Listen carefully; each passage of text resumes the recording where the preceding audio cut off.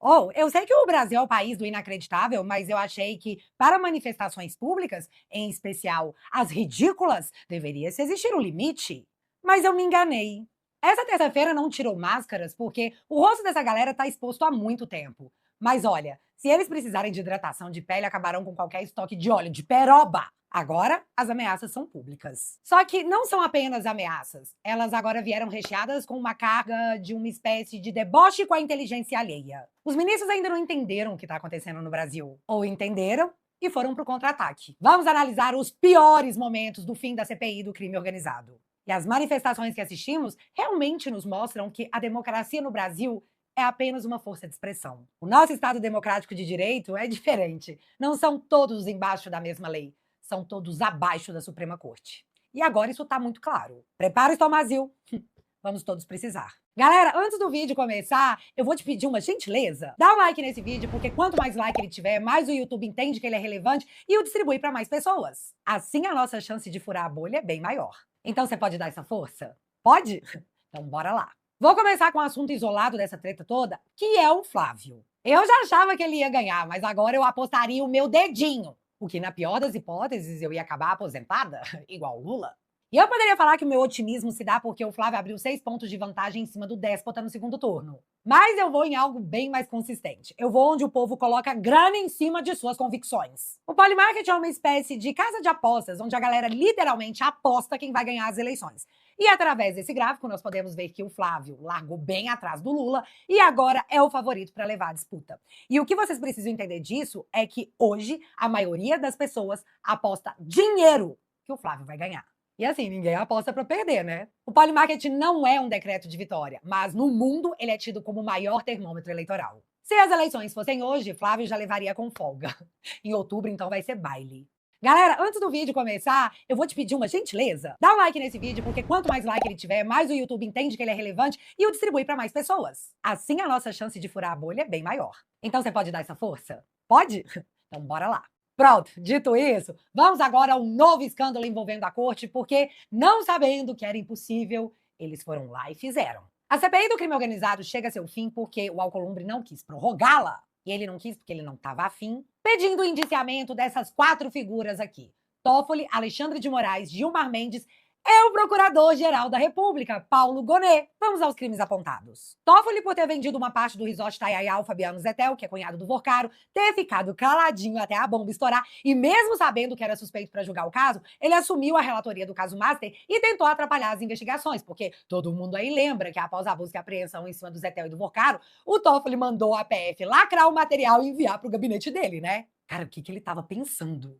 Alexandre de Moraes, pelo contrato de 129 milhões, pelas visitas à mansão, por trocar mensagem de visualização única às vésperas da prisão do Vorcaro com o próprio Vorcaro, por andar nos jatinhos do Master, por se encontrar com o presidente do BRB na casa do Vorcaro. Enfim, tá todo mundo careca de saber. Gilmar Mendes, por ter de forma totalmente inovadora, meio que sequestrado o mandato de segurança impetrado por uma ação da Brasil Paralelo, só para conseguir negar a quebra de sigilo da Maridit, a empresa do Toffoli, que a CPI já havia aprovado no que ficou caracterizado como uma interferência absurda para proteger o ministro. Mas nós vamos explicar isso direitinho novamente daqui a pouco para você relembrar esse absurdo. E por fim, o seu Gonet, por assistir tudo isso e não fazer nada a respeito. Ou seja, pelo crime de omissão. Já pode chamar do omisso da República? E antes que a galerinha com um pano na mão venha me dizer que, oh meu Deus, a CPI foi usada politicamente porque o impeachment dos ministros é pauta eleitoral. Aí eu tenho que te dizer que você não descobriu a roda, meu amigo. CPI é um instrumento político da minoria para fiscalizar a maioria. E é assim desde que o mundo é mundo. Tá em choque? Galera, antes do vídeo começar, eu vou te pedir uma gentileza. Dá um like nesse vídeo, porque quanto mais like ele tiver, mais o YouTube entende que ele é relevante e o distribui para mais pessoas. Assim a nossa chance de furar a bolha é bem maior. Então você pode dar essa força? Pode? Então bora lá. Dito isso, eu preciso novamente deixar claro para todo mundo. Os ministros tiveram pedido de indiciamento por crimes de responsabilidade, previstos na lei do impeachment. Aí começou o show de horrores. O ato 1 foi, claro, Gilmar Mendes fazendo o que todo adolescente revoltos que ouviu Restart nos anos 2000 faria. Foi xingar demais no Twitter. Gilmar disse estar sofrendo de um crime de hermenêutica, que é quando o juiz é atacado por suas decisões. Cara, eu acho que o Gilmar não entendeu direito do que ele está sendo acusado. Mas, para ver se ele entende, eu vou deixar aqui o relator da CPI explicar o que foi que ele fez. Presta atenção, porque está muito bem explicado. A suspensão da quebra de sigilo da Marite e do Fundo Arlim no caso Banco Master. Esse é um tópico fundamental. Em 27 de fevereiro de 2026, o ministro Gilmar Mendes concedeu habeas corpus de ofício para anular a quebra dos sigilos bancário, fiscal, telefônico e telemático da empresa Marite Participações S.A., da qual o ministro Dias Toffoli é sócio. Aprovada, essa quebra, por unanimidade pela CPI do crime organizado. Importante registrar que os sócios impetraram habeas corpus, as pessoas físicas, perante o relator natural do caso Master. Mas a empresa não apresentou ação própria perante esse mesmo relator natural, o ministro André Mendonça. A empresa, o Fundo Marite Participações S.A., optou por peticionar no bojo de um mandado de segurança da empresa Brasil Paralelo contra a CPI da Covid, arquivado desde o ano 2023, cuja relatoria pretérita pertencia a Gilmar Mendes. O ministro acolheu o pedido, converteu a petição incidental em habeas corpus, desentranhou a dos autos originários, determinou que órgãos como o Banco Central, Receita Federal e COAF se abstivessem de encaminhar quaisquer dados, bem como ordenou a imediata inutilização ou destruição das informações já enviadas. Em 19 de março de 26, o ministro Gilmar Mendes estendeu a mesma lógica para anular a quebra de sigilo do Fundo Arlim, titularidade de Fabiano Zettel, e que adquiriu a participação da Marite no resort Taiaiá. Item 2, senhor presidente. A manobra processual e o desvio do relator natural. O ministro Gilmar Mendes não era relator natural do caso Banco Master, competência que pertence ao ministro André Mendonça desde a redistribuição ocorrida no dia 12 de fevereiro de 2026, após o próprio ministro Toffoli ter deixado a relatoria. A Marite não ajuizou ação nova, que teria sido remetida à relatoria do ministro André Mendonça por prevenção. Em vez disso, direcionou deliberadamente sua petição ao ministro Gilmar Mendes, mediante o artifício de atravessar a petição no seio de processo arquivado desde o ano de 2023 e relativo à CPI diversa. Galera, antes do vídeo começar, eu vou te pedir uma gentileza. Dá um like nesse vídeo, porque quanto mais like ele tiver, mais o YouTube entende que ele é relevante e o distribui para mais pessoas. Assim, a nossa chance de furar a bolha é bem maior. Então, você pode dar essa força? Pode? Então, bora lá. O artifício processual empregado pela Marite e acolhido pelo ministro subverteu essas regras, ao permitir que a empresa escolhesse de antemão o magistrado que apreciaria a sua pretensão. A gravidade dessa conduta não reside na tese jurídica adotada, porque teses jurídicas podem ser objeto de legítima deliberação. A gravidade da conduta reside no veículo processual utilizado e na decisão deliberada de acolhê-lo. O ministro Gilmar Mendes sabia que não era o relator natural da matéria, sabia que o processo no qual a petição foi protocolada estava arquivado, sabia que versava sobre CPI em condições diversas, mas ainda assim proferiu decisão de modo absolutamente legítimo. Gilmar meteu essa manobra na cara de todo mundo, tinha certeza que ninguém faria nada e agora diz que está sendo acusado do crime de hermenêutica. Bicho, será que ele se ouve? Voltando ao post do Gilmar, ele continua reclamando bastante sobre isso aí, sobre o crime de hermenêutica, e finaliza dizendo que as CPIs precisam passar por um processo de modernização, meio que dizendo que precisam de novos limites. E encerra a postagem dizendo que Paulo Gonet, o omisso da República, que também teve seu indiciamento pedido pela comissão, investigasse de forma rigorosa o abuso de autoridade cometido por esse pedido de indiciamento. Gilmar Mendes acusando alguém de abuso de autoridade após detonar a Lava Jato e chamar os investigadores de essa gente, de ladrões de galinha. E vem cá, a culpa desse comportamento do Gilmar ter sido naturalizado é do Senado, que nunca fez nada a respeito. Mas aqui, você acha que ficou por isso mesmo? Claro que não, o relator da comissão respondeu e esfregou com sal.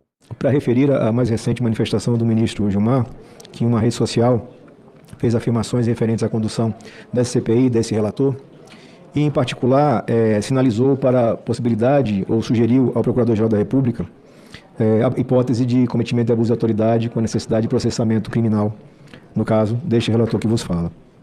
Não é uma ação isolada do ministro Gilmar, é a reiteração do modus operandi, que mistura politização de decisões técnicas e o uso da ameaça constante, através de manifestações truculentas, utilizando veículos de imprensa ou redes sociais. É preciso lembrar que esse mesmo ministro Gilmar Mendes, anteriormente, já em decisão absolutamente atípica, tentou e de fato interferiu na regulamentação do processo de impeachment, configurando, demonstrando aquilo que aparentemente é uma ação sistêmica, estruturada, organizada de blindagem de integrantes da corte. Galera, antes do vídeo começar, eu vou te pedir uma gentileza. Dá um like nesse vídeo, porque quanto mais like ele tiver, mais o YouTube entende que ele é relevante e o distribui para mais pessoas. Assim, a nossa chance de furar a bolha é bem maior. Então, você pode dar essa força? Pode? Então, bora lá. E aí é o óbvio sendo dito, né, galera? É um ritual quase que padrão do ministro. Quando ele vira alvo, ele encarna aquele ditado de que a melhor defesa é o ataque. E olha, Gilmar Mendes dessa vez deixou de forma clara e pública que não aceita ser alvo de ninguém. E então ele meteu essa aqui no plenário da corte. Eu, como sabem, adoro ser desafiado. Lá no meu Mato Grosso, as pessoas dizem: não me convide para dançar, porque eu posso aceitar. Adoro ser desafiado. Me divirto com isso. Mas outros se acoelham. Tem medo.